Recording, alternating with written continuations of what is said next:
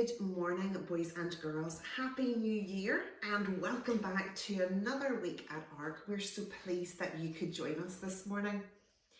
I wonder, have you ever needed help with something? Perhaps you got some new Lego for Christmas. Maybe it was a bit tricky and mum or dad or an older brother or sister had to help you. Perhaps you found something tricky in school. Maybe a friend or the teacher helped you there. Or perhaps you've needed help to be brave or needed courage to make the right choice. All of us need help at some point. We are starting a brand new series in ARC and it's called The 5 Kings of Judah. And these stories are taken from the Old Testament. And our first king today needed some help. His name was Jehoshaphat. Let me tell you about him. Jehoshaphat was 35 years old when he became king. He had learned from his father, King Asa, to depend on the one true God for his help.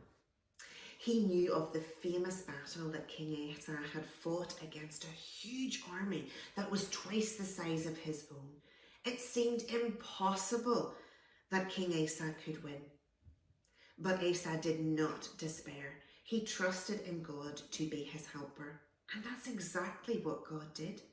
God helped King Asa, and the Bible tells us that the enemy army fled. So, what sort of king would Jehoshaphat be? Well, the Bible tells us that King Jehoshaphat trusted in God. He knew that if he wanted God to be his helper, he must obey God's laws. And the way in which he behaved showed people that he loved God. So he set about making some changes.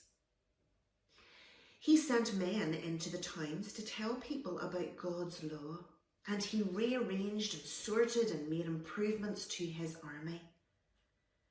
Soon people could see in the surrounding countries that Judah was something special, and its king and its people. You shouldn't really go to war with them because there was something special about them. The nearest country to Judah was Israel, and Israel was ruled by a wicked King Ahab. King Ahab did not trust God. He did not believe in him or follow his ways. In fact, he encouraged his people to worship idols.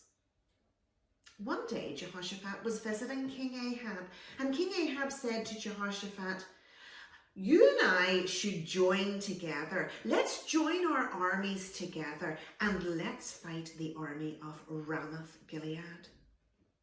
"Yes," said King Jehoshaphat, "let's do that. But," he added, "first we need to check that it is what the Lord wants." King Ahab was not one bit interested in what the Lord wanted. He didn't want to know, so he sent for some prophets that he knew would tell him exactly what he wanted to hear. And that's what the prophets did.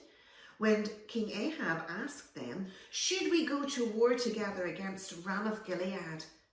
the prophet said, "Yes, you should, and you will defeat them."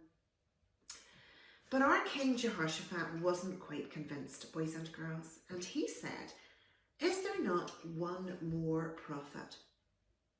Well, King Ahab knew there was, but he did not want to ask this prophet, Micaiah, because he knew that Micaiah was a true prophet who spoke truth from God. And Ahab did not want to hear that. But reluctantly, he sent for Micaiah. When asked, Micaiah gave a very different answer. He said, "You should not go to war. You will be defeated." King Jehoshaphat had a decision to make. He had to choose. And unfortunately, boys and girls, he chose to ignore God's warning. And he chose instead to depend on the help of King Ahab to win the battle. When it came to the battle, crafty King Ahab knew that the enemy would want to attack the king. So he disguised himself so that no one would know he was the king of Israel. And instead he let Jehoshaphat ride out in his royal robes When the enemy spotted Jehoshaphat, they shouted, "Look, there's the king of Israel. Go after him." The enemy charged towards Jehoshaphat, and he called out at the last minute. And suddenly the enemy realized that it was not the king of Israel. The Bible tells us, boys and girls, that God helped Jehoshaphat. He caused the enemy soldiers to turn away from Jehoshaphat and not to harm him. You see, God was his helper even whenever Jehoshaphat had made a wrong choice. King Ahab did not survive the battle, and King Jehoshaphat arrived safely back to Judah, a much wiser man. He had learned that he needed to depend on God no matter what, that God would help him whatever the problem was. This advice and lesson came in very useful when Jehoshaphat learned that the armies of the Amorites and the Moabites were coming to attack Judah. But this time, King Jehoshaphat did not depend on other kings for help. Instead, he commanded his people that they should seek the Lord's help, and he went to the temple to pray. God sent an answer to Jehoshaphat's prayer in the form of a prophet who came to Jehoshaphat and said, "Do not be alarmed by this great army, for the battle is not yours, it is God's. You will not even have to fight. Instead, go against them tomorrow and know that the Lord will be with you." God had promised to help King Jehoshaphat and his people. So on the morning of the battle, Jehoshaphat arranged his army. But instead of sending the soldiers first, Jehoshaphat sent out the choir so that they could sing and praise and give thanksgiving to God. When the men came to the edge to look over where the enemy army was, they stood amazed.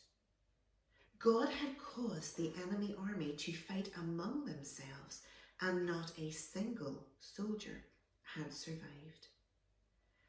Jehoshaphat and his people praised and thanked and worshipped God for his faithfulness and his help. Boys and girls, if you trust God and if you have asked him to forgive you for the things that you've done wrong, then you are part of God's family and he has promised to help you. Perhaps you've got a test or something coming up in school, or maybe you're worried about something. God wants us to come to him and to talk to him in prayer, just like Jehoshaphat did.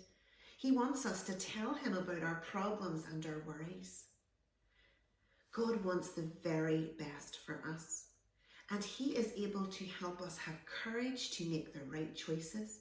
He can help us to be strong and brave when we're tempted to do something that's wrong. The Bible tells us in Isaiah chapter 41, verse 10, God says, "I will strengthen you and help you." So boys and girls, I hope you remember the story of King Jehoshaphat, who remembered that God was his helper, and that if we are part of God's family, he will be our helper too. I hope you have a really lovely week. Take care. Bye. Boys and girls, you will find your activity today in your pack. It is a colouring in page that shows King Jehoshaphat and his people praising and thanking God for his help. If you have it all coloured in, we would love to see it. So you can ask someone at home to send it in to info@banroad.com. Take care. Bye.